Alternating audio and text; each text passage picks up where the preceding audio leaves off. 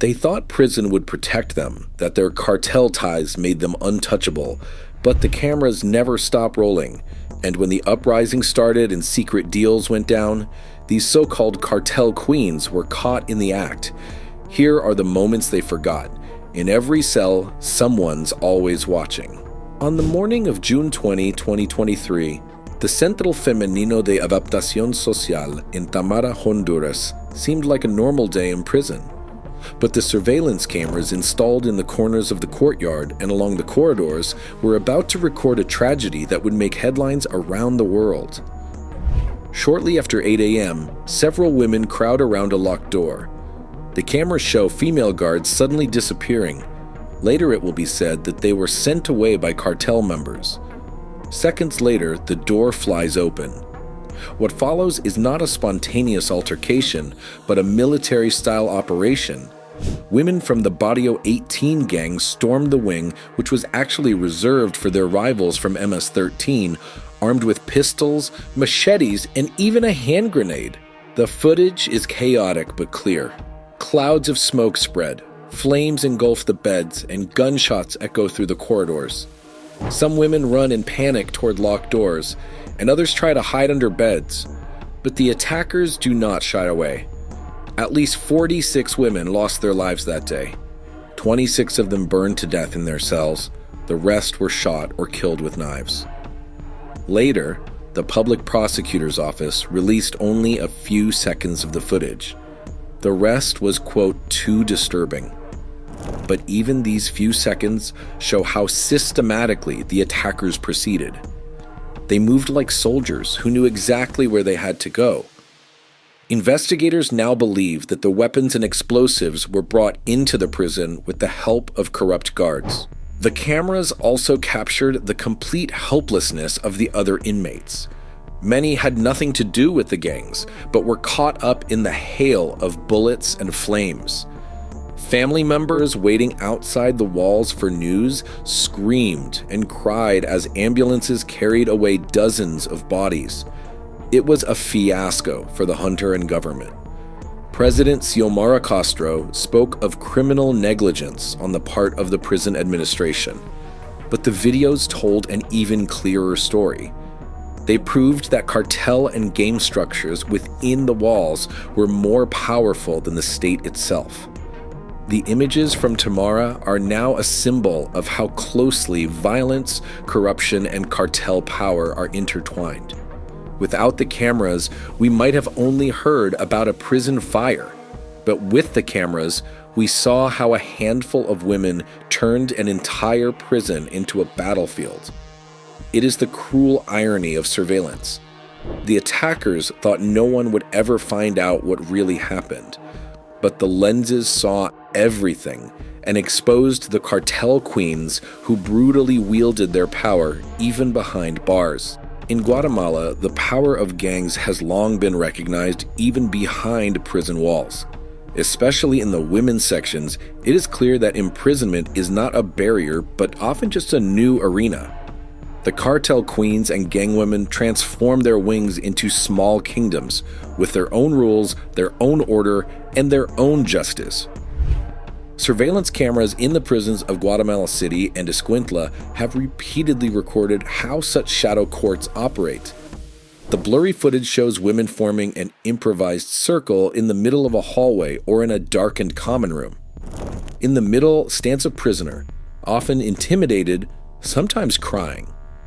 She is accused of violating the gang's internal rules. The accusations seem bizarre, almost surreal. Sometimes she is accused of smuggling tobacco, sometimes of seeking contact with a guard, sometimes of not handing over money correctly. But the consequences are anything but trivial.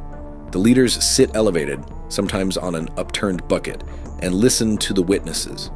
Everything is under the watchful eye of the cameras, which peer silently from the ceiling. What follows is a parody of a court proceeding, only without defense, without justice. When the verdict is handed down, it is carried out immediately. Beatings with sticks, hours of isolation in a toilet, and sometimes even burns with homemade heating rods. All this happens in the knowledge that the cameras are documenting everything. But that is precisely where the cynicism lies. For the women, it is the fear in the moment that counts, not the possible punishment in the future. When investigators later viewed the videos, they were shocked at how clearly the hierarchies were visible. In a recording from the summer of 2021, you could even see a queen keeping a record of the punishments with a simple blackboard and chalk. Next to it were notes that apparently documented the weekly protection money. The whole thing looked more like a cartel office than a prison ward. Particularly explosive, some guards walked right through the scenes without intervening. They knew that the cameras were filming everything, but they also knew that intervening would have endangered their own lives. So for the most part, they remained silent and tolerated the situation. For the Guatemalan government, these videos are now a double problem. On the one hand, they provide clear evidence of the gang's power in prison. On the other hand, they show how weak the state is within its own prisons.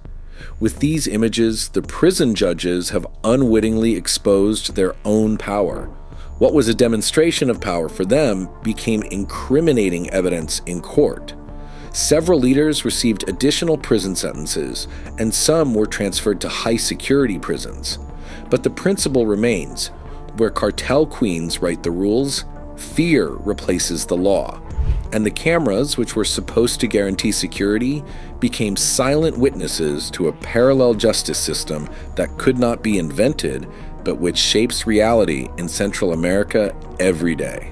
In Mexico, cartel queens are known not only for their loyalty and willingness to use violence, but also for their ability to manipulate systems. And that even applies in prison.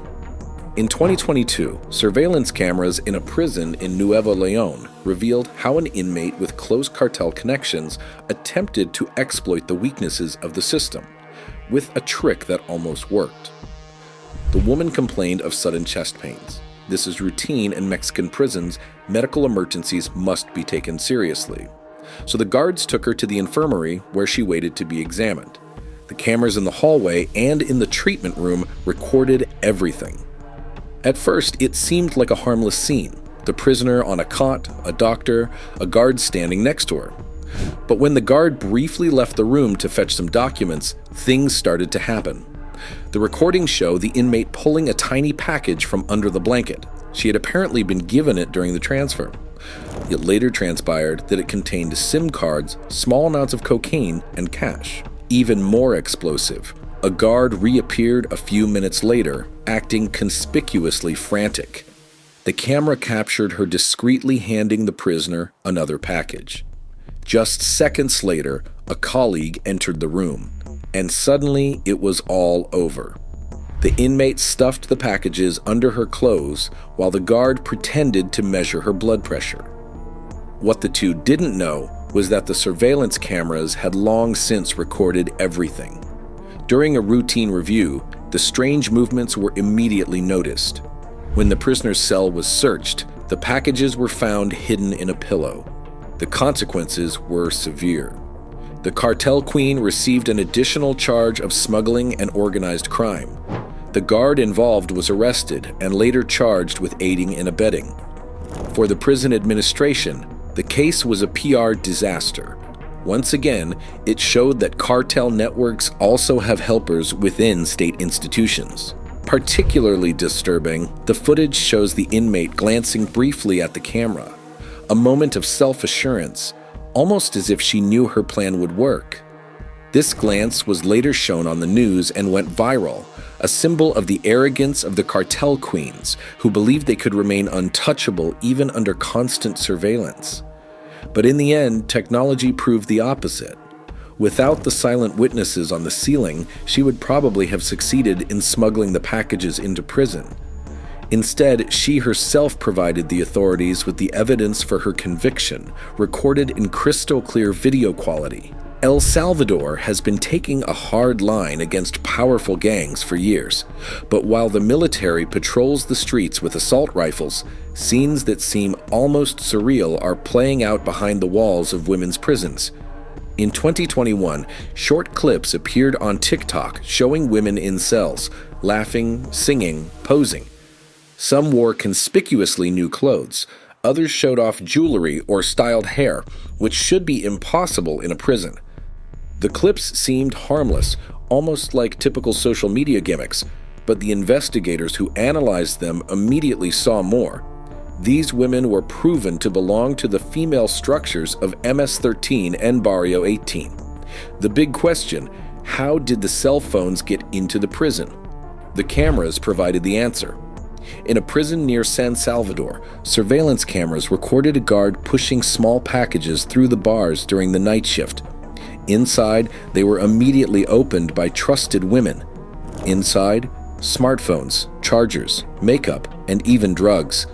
All documented by the cameras that were supposed to prevent the opposite from happening. But the scandal reached a new level when the women posted the videos online themselves. They believed they could remain anonymous, but tattoos, scars, and even certain gestures betrayed their gang affiliations. Investigators were thus able to not only identify individual women, but also reconstruct structures and communication channels. One recording attracted particular attention. 3 women sitting on a cot, dancing to music from a cell phone and forming the symbol of Barrio 18 with their hands. They laugh, they seem invincible, and forget that every second is being recorded. When the videos went viral, the Salvadoran government reacted with full force. The guards involved were arrested and several inmates were transferred to high-security prisons.